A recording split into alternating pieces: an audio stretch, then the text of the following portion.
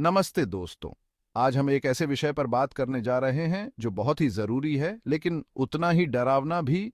परमाणु ऊर्जा। आप सोच रहे होंगे कि ये अचानक से परमाणु ऊर्जा पर क्यों बात करने लगे। तो दोस्तों, ये विषय हंसी मजाक से परे है। यह हमारे भविष्य से जुड़ा है। परमाणु ऊर्जा के फायदे तो हैं, लेकिन उसके खतरे भी कम नहीं हैं।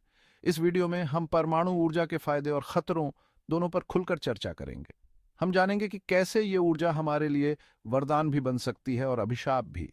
तो बने रहिए हमारे साथ और जानिए परमाणु ऊर्जा की पूरी सच्चाई। दोस्तों, 1986 में एक ऐसी घटना घटी जिसने पूरी दुनिया को हिलाकर रख दिया। यूक्रेन का चेरनोबिल, जहां एक परमाणु संयंत्र में भयानक विस्फोट हुआ। अब आप सोच रहे होंगे कि यह विस्फोट कितना भयानक होगा, तो सुनिए। इस विस्फोट ने हिरोशिमा और नागासाकी पर गिराए गए परमाणु बमों से भी कई गुना ज्यादा रेडिएशन फैलाया था। हजारों लोग तो इस हादसे में तुरंत मर गए, लेकिन लाखों लोग रेडिएशन की चपेट में आ गए। उन्हें कैंसर जैसी जानलेवा बीमारियों ने घेर लिया। चेरनोबिल आज भी एक भूतिया शहर बना हुआ है, जहां जाना मौत को दावत देने जैसा है। ये घटना एक सबक है, एक चेतावनी है कि परमाणु ऊर्जा से खिलवाड़ कितना खतरनाक हो सकता है। इस हादसे ने पूरी दुनिया को सोचने पर मजबूर कर दिया कि क्या वाकई हमें ऐसी ऊर्जा की जरूरत है जो इतनी खतरनाक हो। चेरनोबिल एक ऐसा जख्म है जो शायद कभी नहीं भरेगा, लेकिन यह हमें याद दिलाता रहेगा कि हमें प्रकृति से छेड़छाड़ करने से पहले 100 बार सोचना चाहिए। दोस्तों, चेरनोबिल के बाद हमें लगा था कि शायद अब हमने सबक सीख लिया होगा, लेकिन 2011 में एक और भयानक हादसा हुआ, इस बार जापान में। फुकुशिमा नाम के परमाणु संयंत्र को उस समय आए भूकंप और सुनामी ने अपनी चपेट में ले लिया। नतीजा, एक और भयानक परमाणु हादसा। इस हादसे में हुए नुकसान का अंदाजा लगाना भी मुश्किल है। समुद्र में रेडियोधर्मी पदार्थों का रिसाव हुआ, जिससे समुद्री जीवन पूरी तरह से नष्ट हो गया। जापान के लोग दहशत में आ गए। उन्हें समझ नहीं आ रहा था कि क्या करें, कहां जाएं। इस हादसे ने जापान की अर्थव्यवस्था को भी बुरी तरह से प्रभावित किया। फुकुशिमा हादसा एक और सबूत है कि हम कितने भी तैयार हो जाएं, प्रकृति के कहर के आगे हमारी एक नहीं चलती। यह हादसा हमें याद दिलाता है कि हमें परमाणु ऊर्जा के इस्तेमाल को लेकर और भी सतर्क रहने की जरूरत है। हमें ऐसे सुरक्षित तरीके खोजने होंगे जिनसे हम ऊर्जा तो पैदा कर सकें, लेकिन अपने पर्यावरण को नुकसान पहुंचाए बिना। दोस्तों, परमाणु ऊर्जा के इस्तेमाल का एक और खतरनाक पहलू है रेडियोधर्मी कचरा। यह कचरा इतना खतरनाक होता है कि इसे हजारों साल तक सुरक्षित रखना पड़ता है। अब आप सोच रहे होंगे कि इसे सुरक्षित रखना इतना मुश्किल क्यों है, तो सुनिए।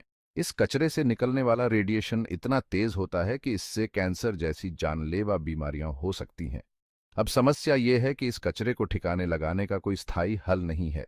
कुछ देश इसे जमीन में दबा देते हैं, तो कुछ समुद्र में फेंक देते हैं।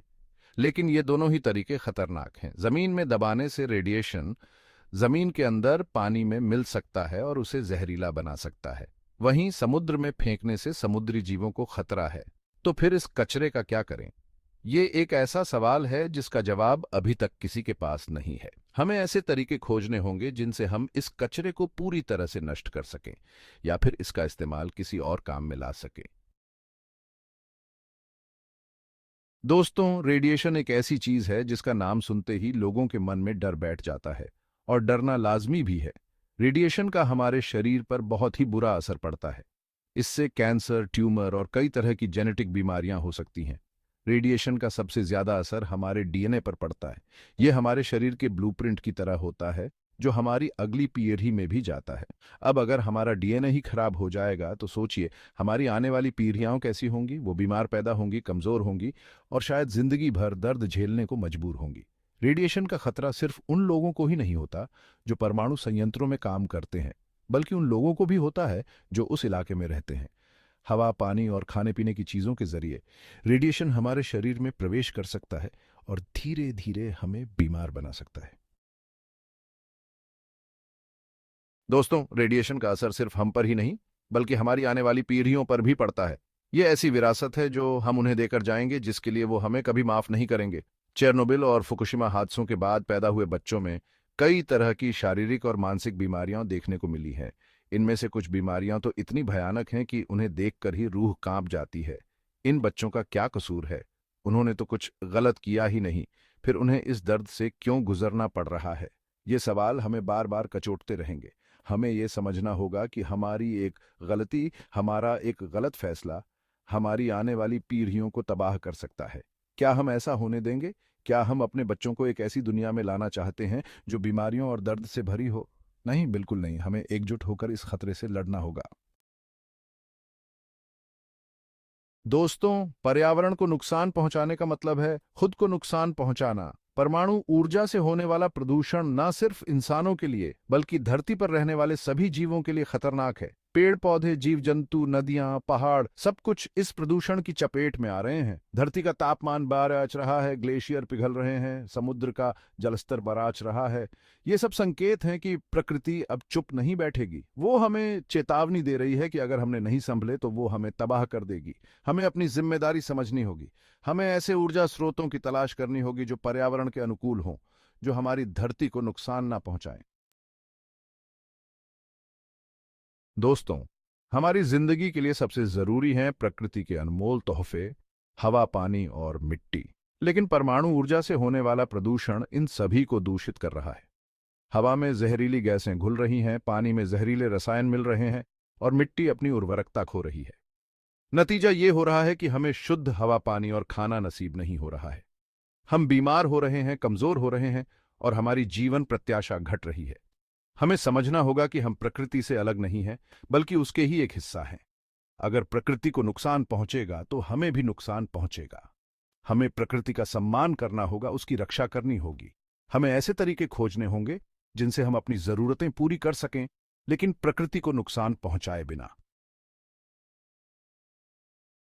दोस्तों, परमाणु ऊर्जा का एक और खौफनाक पहलू है परमाणु हथियार। ये हथियार इतने खतरनाक हैं कि इनके इस्तेमाल से पूरी दुनिया तबाह हो सकती है। एक ही पल में लाखों करोड़ों लोग मारे जा सकते हैं, शहर जलकर खाक हो सकते हैं और पूरी दुनिया रेडिएशन की चपेट में आ सकती है। परमाणु हथियारों का इस्तेमाल मानवता के लिए सबसे बड़ा खतरा है। ये एक ऐसा जिन्न है जिसे बोतल में बंद रखना बेहद जरूरी है।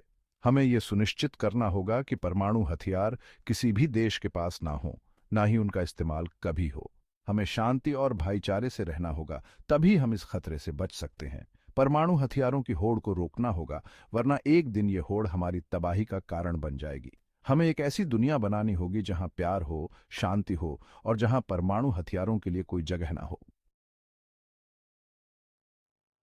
दोस्तों, परमाणु ऊर्जा का इस्तेमाल एक बहुत ही गंभीर विषय है। इसके फायदे कम और नुकसान ज्यादा हैं। हमें यह समझना होगा कि हमारी धरती, हमारा पर्यावरण, हमारी आने वाली पीढ़ियां, सब कुछ दांव पर लगा है। हमें ऐसे ऊर्जा स्रोतों की तलाश करनी होगी जो सुरक्षित हों, सस्ते हों और पर्यावरण के अनुकूल हों। हमें अपनी धरती को बचाना है, अपने भविष्य को बचाना है। तो आइए हम सब मिलकर ये प्रण करें कि हम परमाणु ऊर्जा के इस्तेमाल को कम करेंगे और अपनी धरती को एक बेहतर और सुरक्षित जगह बनाएंगे। धन्यवाद।